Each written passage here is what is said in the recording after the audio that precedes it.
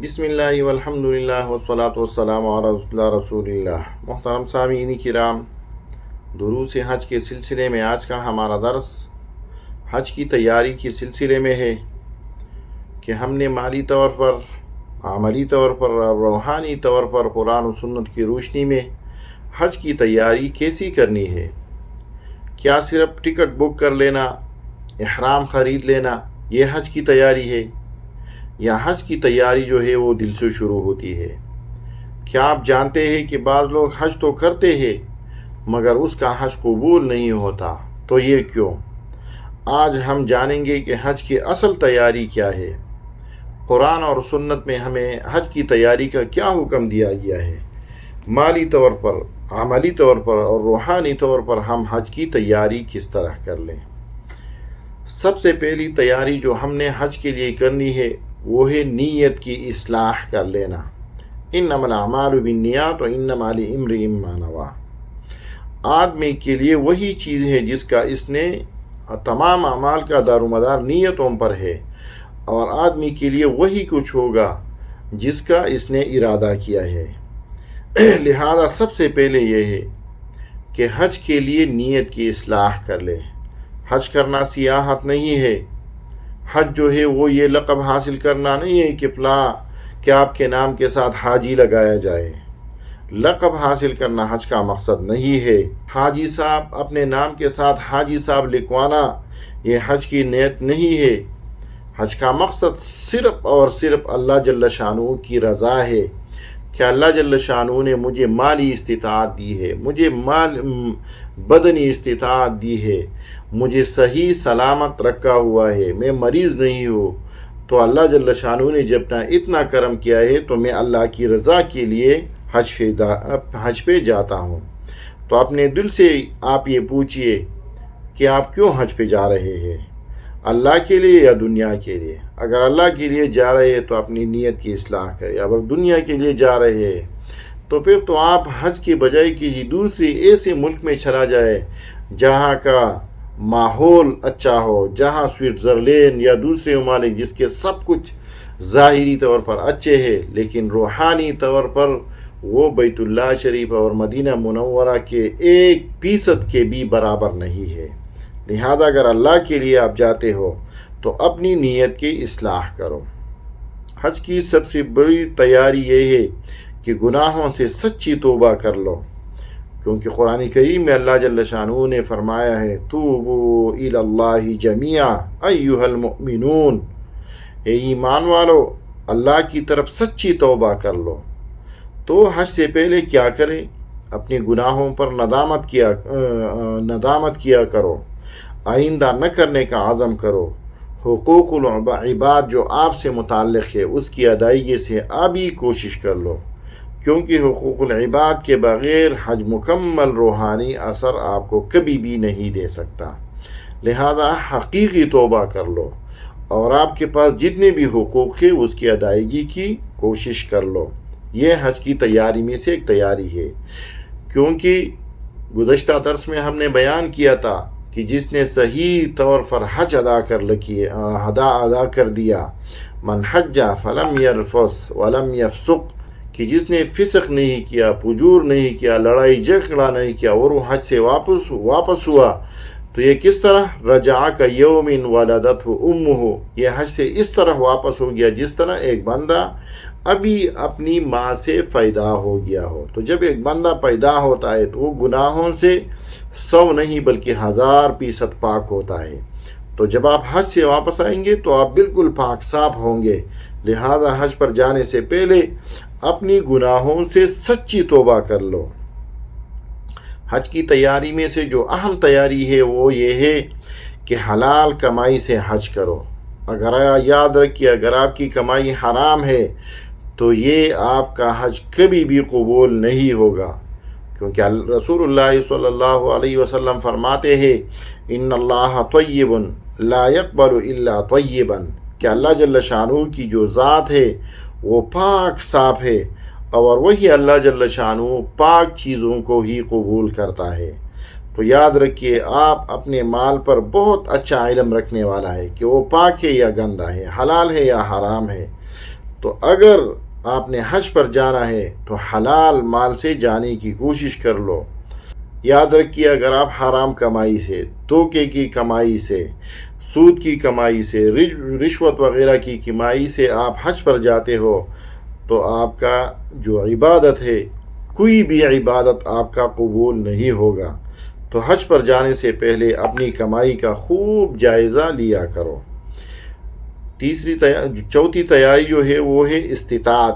آپ مالی طور پر مستطیع ہو، اللہ نے آپ کو استطاعت دی ہو، بدنی طور پر استطاعت ہو، جو راستہ جہاز وغیرہ میں آپ جاتے ہو اسی کی آپ استطاعت رکھتے ہو، کیونکہ اللہ جل شانہ فرماتے ہیں وَلِلَّهِ عَلَى النَّاسِ حِجُّ الْبَيْتِ مَنِ اسْتَطَاعَ إِلَيْهِ سَبِيلًا، کہ جو یہاں پر پہنچنے کی استطاعت رکھتا ہو وہی حج کے لیے جائیے.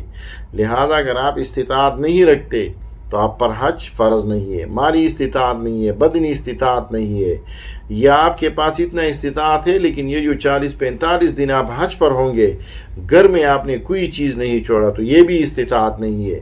حج پر جانے سے پہلے اپنے بچوں کے لیے جو 40-45 یا 2 مہینے ہیں اسی کے لیے بھی خرچ اور نفقے کا بندوبست کر کے پھر جانا، یہ استطاعت ہے. تو استطاعت میں جسمانی استطاعت، مالی استطاعت، گھر والوں کے لیے خرچ چھوڑنا، راستے کی امن وغیرہ وغیرہ، یہ استطاعت ہے. قرض دے کر حج کرنا ضروری نہیں ہے. کہاں فرماتے ہیں کہ ایسا حج آپ پر لازم نہیں ہے کہ آپ قرض دے کر حج پہ جائیے یا عمرے پہ جائیے.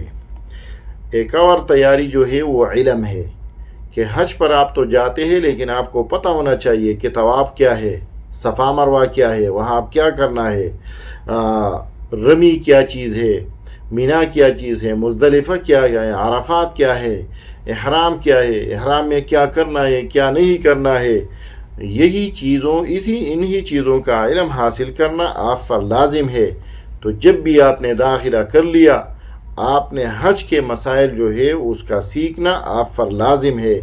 لہذا حج پر کیا کریں، حج پر جانے سے پہلے حج کے جتنے بھی ارکان ہیں اس کو سیکھنے کی کوشش کر لے، اور یہ نہ کرے کہ بس میں یوٹیوب سے سیکھوں گا، سوشل میڈیا سے سیکھوں گا. اور اس کے ساتھ ساتھ جب حج پر جانے کا وقت قریب ہوتا ہے تو ہر گاؤں بلکہ ہر محلے میں یہ ہوتا ہے کہ حج کی تیاری کے کیمپ لگ جاتے ہیں. حج کیسے کرنا ہے، طواف کیسے کرنا ہے، صفا مروہ میں کیا کرنا ہے، مزدلفہ میں کیا کرنا ہے.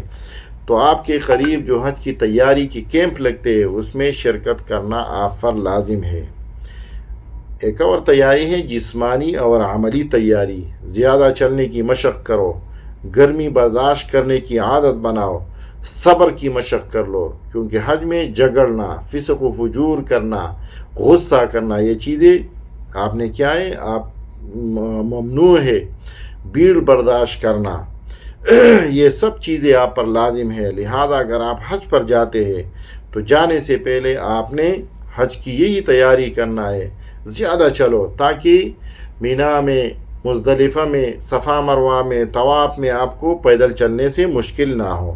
ہاں ایک بات ہے، اگر آپ بیمار ہے، آپ کے گھٹنوں میں مسئلہ ہے، کوئی اور ہے، اور آپ کی مالی استطاعت ہے تو بہرحال ادھر بیت اللہ شریف میں وہ کرسیاں ملتی ہے کرائے پر، اور سب کچھ آپ خود بھی، اگر آپ کے پاس بیٹا ہے کوئی اور ہے تو وہ کرسی لے کر آپ کو طواف اور یہ صفا مروہ میں وغیرہ وغیرہ میں آپ کو کرسی پر لے جا سکتا ہے.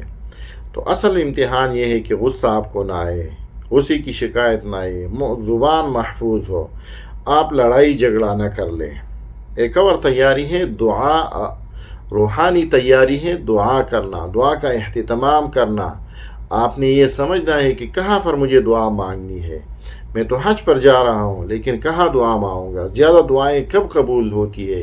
یاد رکھیے جو بندہ حج پر آتا ہے تو سب سے پہلے آپ کوشش کریں کہ بیت اللہ پر نظر لگنے کے وقت آپ کوئی ایسی خاص دعا مانگے جو آپ کے لیے اور آپ کے بچوں کے لیے، والدین کے لیے دنیاوی اور اخروی لحاظ سے سب سے بہتر ہو. کیونکہ جب آپ کی پہلی نظر بیت اللہ شریف پر پڑتی ہے وہاں پر آپ کی دعا قبول ہوتی ہے. اسی وجہ سے علماء فرماتے ہیں وہاں پر اللہم ربنا کی دعا مانگے، اللہم ربنا آتنا فی الدنیا حسنہ وفی الآخرۃ حسنہ وقنا عذاب النار، یا دوسری اللہم انی اسألک من خیر ما سألک منہ عبدک ونبیک محمد صلی اللہ علیہ وسلم واعوذ بک من شر ما استعاذک منہ عبدک ونبیک محمد صلی اللہ علیہ وسلم۔ لیکن یہ بھی یاد رکھیے کہ یہاں پر عربی میں دعا مانگنا ضروری نہیں ہے، یہاں پر آپ کسی بھی زبان میں دعا مانگ سکتے ہیں، کیونکہ یہ عبادت تو ہے لیکن یہ نماز کی طرح عبادت نہیں ہے کہ آپ کھڑے ہو کر صرف عربی زبان میں بولیں گے۔ تو رسول اللہ صلی اللہ علیہ وسلم نے فرمایا الحجاج والعمار وفد اللہ، کہ حاجی حج کرنے والے عمرہ کرنے والے اللہ کے مہمان ہے، تو آپ اللہ کے مہمان بننے جا رہے ہیں، اور جب آپ کسی کے مہمان بنتے ہو تو جو میزبان ہے اس کو آپ جتنی اچھی طریقے سے ملو گے، اس کو جتنا اچھی طریقے سے اپنی پیشکش کرو گے، وہ آپ کی پیشکش کو قبول فرمائے گا۔ تو آپ نے یہ سمجھنا ہے کہاں پر دعا مانگنی ہے، کیا مانگنا ہے۔ تو آپ اپنی مادری زبان میں صحیح طور پر مسنون مشروع دعا مانگ سکتے ہو۔ ایک اور تیاری ہے اہل و عیال کی تربیت، گھر والوں کو سمجھا کرے، حقوق ادا کر کے جائیے، کسی سے ناراض ہو کر نہ جائیے۔ حج دلوں کو صاف کرنے کا نام ہے، گندہ چیزوں کا نام نہیں ہے۔ لہذا جاتے ہوئے اپنے گھر والوں کو بتا دے کہ میں یہ 30 40 50 دن گزاروں گا، لڑائی جھگڑا نہیں کرنا، کسی کے یہ وہ نہ کرنا، بچوں کو تربیت دینا، یہ سب کیا ہے؟ یہ حج کی تیاری ہے۔ تو کیا آپ صرف سامان باندھ کر تو حج پر نہیں جا رہے، یا دل بھی تیار ہے آپ کا دل چاہے، یاد رکھیے آپ کا دل چاہے یا نہ چاہے، لیکن اگر آپ پر حج فرض کیا گیا ہے تو آپ پر جانا لازم ہے۔ اللہ آپ کی حج کو قبول فرمائے گا اگر آپ صحیح طور پر حج ادا کرنے کی کوشش کریں گے۔